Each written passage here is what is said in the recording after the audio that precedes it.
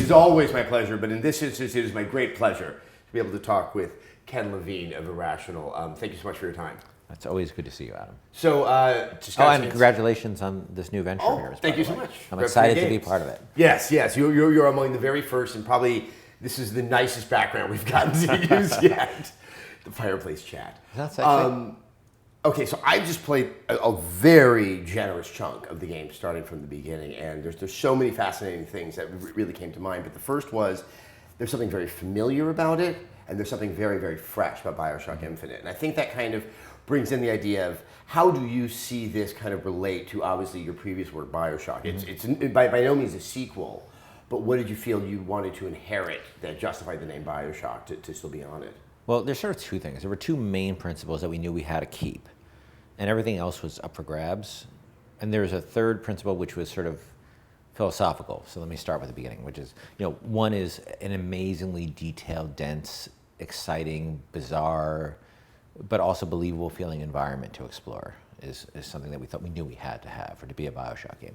And the second thing was having the sort of improvisational nature of combat and having all these tools and all these choices about how you take on the combat challenges. But then there was a third thing which is really hard to define, and I think it's only, the reason I think only Irrational could have made this particular game, it's I know it's Bioshock when I see it, and I know it's not when I know it's not. And sometimes we would do things and we would look at it and we go, you know what? That's not a part of a Bioshock game. And even though it was, so I never thought Bioshock, well, I can't say I never thought because I never really thought about it in depth, but when we started this game, we knew it had to be a Bioshock game. And people at the beginning was like, oh, you're just calling it Bioshock. And I'm like, no, it really, trust me, it's going to be a Bioshock game. It feels, I think it genuinely feels that way.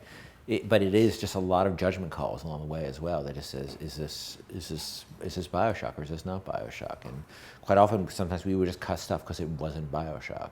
So you gave a presentation right before we started to play, and you said, this is, there's environment here, but there's, but it's really about story. And then you start this game with this absolutely stunning, just sort of walking through this wild place that is Colombia, and the setting of it is just absolutely amazing. I'm curious sort of what was kind of the key themes. Obviously, it is period. Yeah. But there is a very particular tone, both of sort of I think hope and utopian, and a very dark element when you really start to pay attention. Well, I remember we were struggling with it back at the beginning, and I went for a run one day, and it was super sunny out. It was June or something, and it was one of those brilliantly blue, sunny, perfect days. And I remember looking at the sun, the color of the light, and looking at the mailbox, the reflection of light on this black mailbox and how it looked, and thinking it's just one of those perfect moments. And I wish I could just put this in a bottle. And I'm like, oh my God, that's what Colombia is. It is this sky color. It is this world. It is the memory of America that people think existed that never really actually quite existed. And when you first go out of that garden area and you see the real street of Colombia the first time, and the skylines going by, and the Zeppelin, and the building coming in for docking, that is both familiar, like it looks like the Music Man. If you look at, then you see the people on the street, just like these people enjoying a lemonade or whatever, and guys selling hot dogs and a newsboy. But then it's against this ridiculous, over-the-top setting. And it's both those things. And what we were trying to capture is that feeling of wonder that people must have had at that time, of all this hope and optimism for the future. And to a modern audience, if we just had a street scene from back then, we wouldn't have that effect. But with these buildings coming in and landing, and the cargo going by, and the skylines, it just was, to me, if that sort of, we either got you in that moment or we didn't have you at all. Either we're going to get you or we're never going to have you after that moment, I think, of this buying into this city. It's interesting how Colombia was once actually part of America and then decided to, separate itself from America. Yeah. All this at the same time, it still is identifying itself as American, and more American than America actually is. Yeah.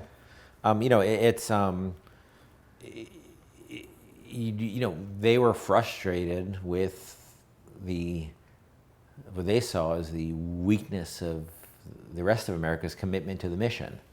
And so they separated themselves because they thought that they were the true Americans, and that's not. I mean, that's not new under the sun. No. You've seen that happen, multiple times across the course of history. You rarely have a country that separates itself from in a revolution of some kind and says, "Oh, we want to be something totally different," because people don't change. They want to be what they are, but they view themselves as the genuine version of that.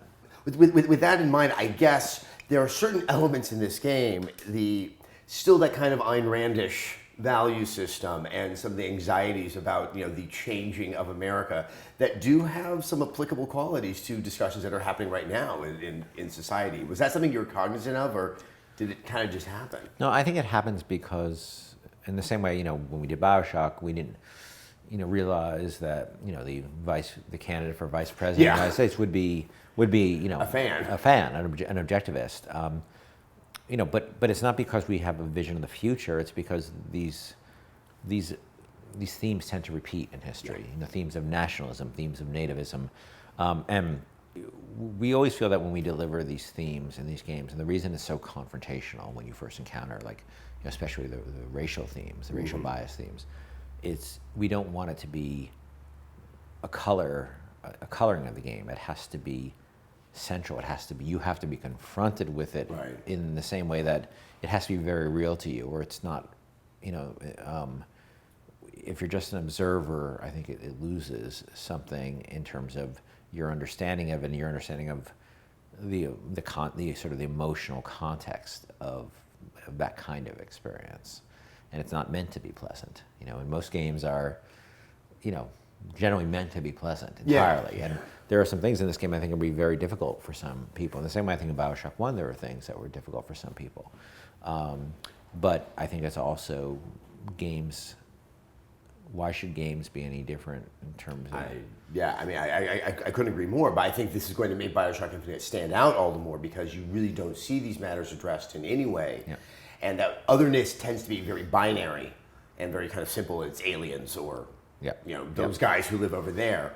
Is this something that sort of philosophically you really want to approach in games and try to go down these paths? So a lot of other people would rather just stay away from. I don't like sort of wake up in the morning and say I want to do something confrontational. I go after what I'm interested in, and I'm interested in this period, and I'm interested in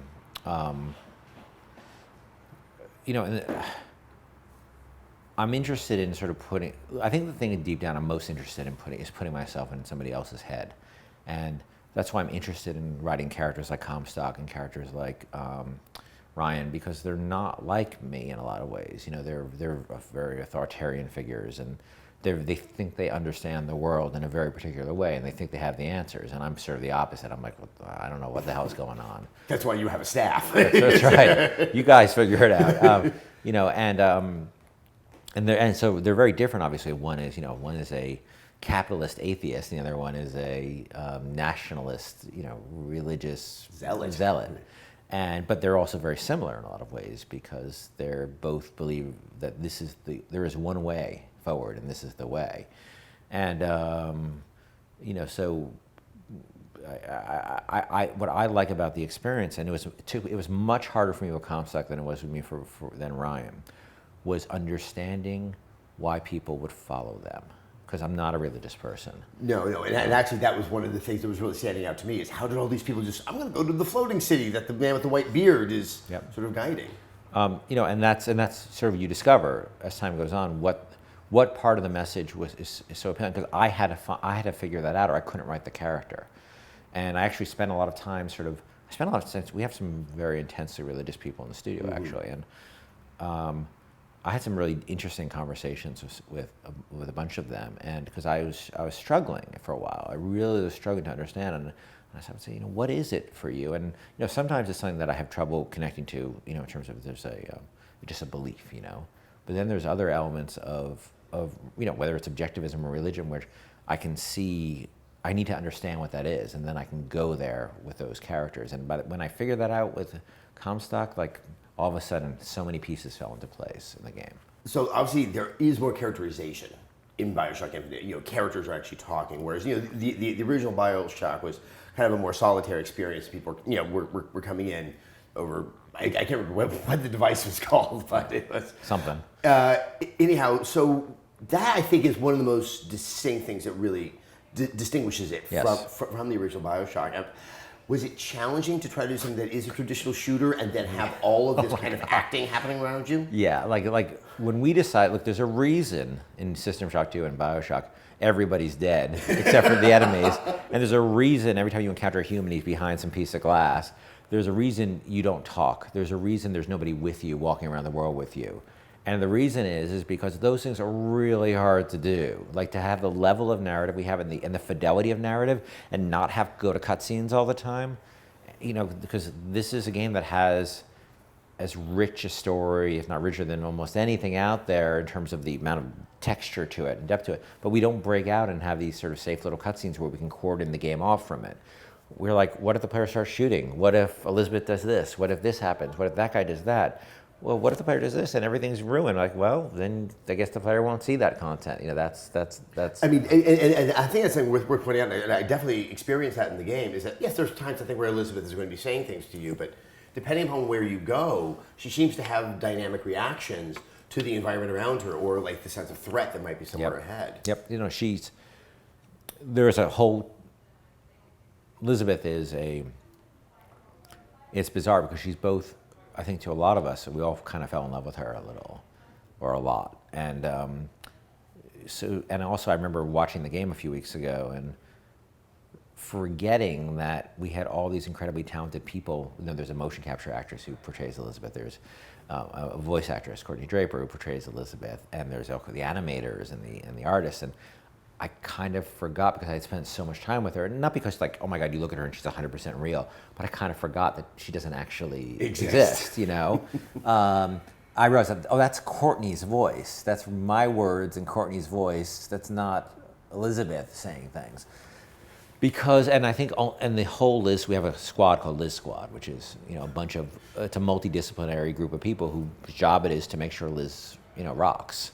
And a lot of their job is being her and figuring out how she'd react to things in the world and seeding the world with her reactions, because, you know, she has a whole range of things where we either sort of give her a reaction or certain objects can potentially elicit certain reaction. You know, I'm sure you've seen her like look at things or sit on things or read things or play with things. You know, I know we saw her like play with the arcade machines and stuff. You know, she can interact with a lot of things, and you can miss a lot of it. That's just part of the experience. You know, we accept that. The most important thing is that you turn and look at her. She's present in the world, and not this. Like most other NPCs. You know, the bar is. The industry hasn't worked that hard on setting on the companion character aspect. In fact, I don't think there hasn't been a great evolution of it since Alex. I don't think a really great companion evolution, and part of it is because I think that, you know, a lot of the companion AIs get put in the world to do basically what the player does, which is shoot. And like, I don't want an AI with me who does what I do.